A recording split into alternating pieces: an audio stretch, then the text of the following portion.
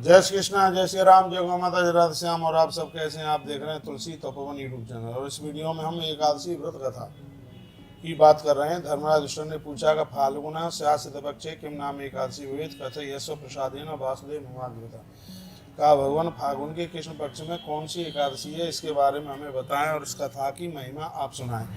भगवान कृष्ण कहते हैं, नारद परप्रोक्षा ब्राह्मणम कमलासनम फाल्गुन स्यासिते पक्षे विजया नाम नामतः। धर्मराज युधिष्ठिर, फागुन के महीने में पड़ने वाली एकादशी का जो नाम है वह विजया एकादशी है। जो तुमने मुझे पूछा, यही एक बार नारद जी ने विधाता ब्रह्मा जी से पूछा था।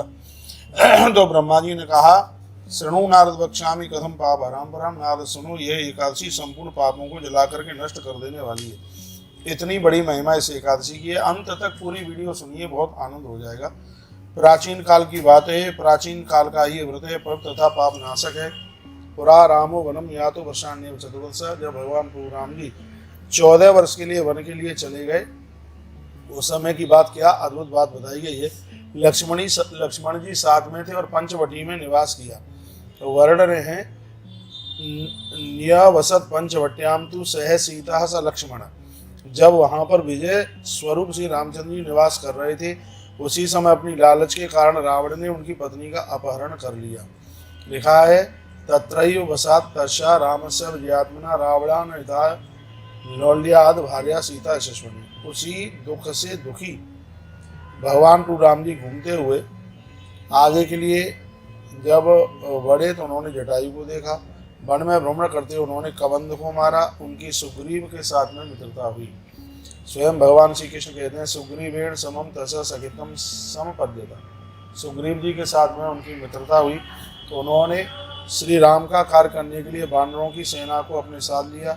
उसके पश्चात हनुमान जी ने लंका के उद्यान में जानकी जी को देखा। उन्होंने श्री राम की बातों को सीता जी को सुनाया और मान कार्य किया।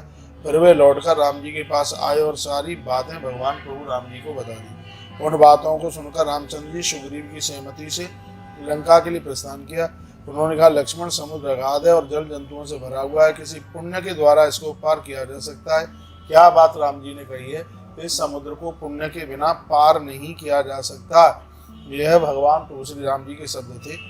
और कहा कि इसको आसानी से पार करने का कोई भी उपाय नहीं प्रतीत होता। तब लक्ष्मण जी क्या बोले, आदि देवस्त्वमेवासी पुराणा पुरुषोत्तम बकदालभ्यो मुनिश्चात्रा वर्तते द्वीप मध्यतः। लखन ने कहा था कि हे प्रभु, यहाँ इस द्वीप में एक दालभ्य मुनि रहते हैं।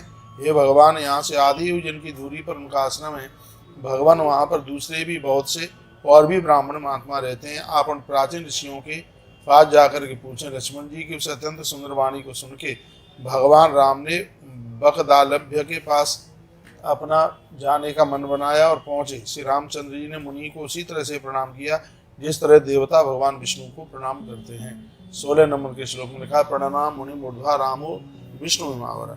मुनि ने जान लिया कि यह श्री राम जी पुराण पुरुषोत्तम है, विशेष कारण से मानव से धारण किए।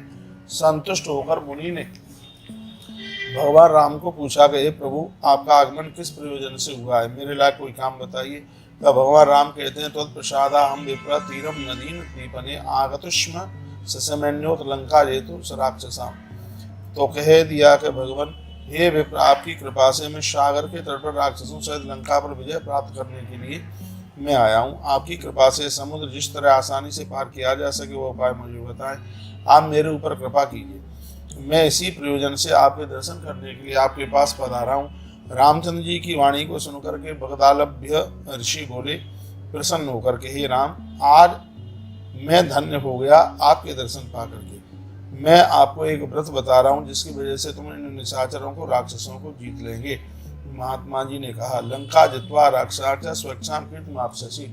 रावण को जीतकर पूरी दुनिया में आपकी कीर्ति बढ़ जाएगी। और वह व्रत है, वह एकादशी का व्रत है। विजया एकादशी नाम है उसका। फाल्गुन के कृष्ण पक्ष में पड़ती है। एकाग्र मन होकर आप इस व्रत को करें। फाल्गुन के कृष्ण पक्ष में विजया एकादशी के इस व्रत को आपको राम करना चाहिए। फाल्गुन स्यासिते पक्षे विजया एकादशी भवेद। श्री रामचंद्र जी उसका व्रत करने से आपको विजय की प्राप्ति होगी और आप निश्चित रूप से वानरों के साथ समुद्र को पार हो जाएंगे। हे राजन, इस व्रत की फल स्थिति में बता रहा हूँ। दशमी तिथि को स्वर्ण या चांदी या तांबे का या मिट्टी का ही घड़ा लें। मिट्टी का ही ले लो, उसमें जल और एक सिक्का डाल दें और उसमें पंच पल्लव लगाएं उसके नीचे 7 धान रखें, उसमें जौ जरूर रखें। उसके ऊपर भगवान नारायण की कोई मूर्ति हो वो रख लें। एकादशी के दिन प्रातः स्नान करें। ये सब दशमी को रखना है। उस घट के गले में माला डाल दें और उसमें अनुलेपन लगाएं। दशमी को नहीं कर सकते हो तो एकादशी को भी सुबह कर सकते हो। उसकी सुपारी तथा नारियल से विशेष रूप से पूजा करें। गंध, धूप, दीप अनेक प्रकार के नैवेद्य का भोग लगाएं। उस घट के सामने ही बैठकर सत्य कथाओं आदि से दिन बिताएं। कहा गया कि इसमें एकादशी की कथा आप सुने, हो सके रात्रि में जागरण करें। लिखा हुआ है रात्रौ जागरण शैव तस्याग्रे कार्य दूध। व्रत के लिए घी तथा अखंड दिया जलाएं। रात भर सुन लीजिए, एकादशी की रात्रि को रात भर दिया जलाए। द्वादशी के दिन जब सूर्योदय हो जाए उस घट को नदिया झरने में जलाशय में उसको पूजा करने के तत्पश्चात उसको विसर्जित कर दें। भगवान की मूर्ति है उसको अपने घर में रखें। ब्रह्मा जी कहते हैं इस तरह से यदि कोई यह व्रत किया जाए तो हर प्रकार से वह व्यक्ति पूरी दुनिया को जीत लेगा, किसी दुश्मन का उसके ऊपर प्रभाव नहीं जमेगा।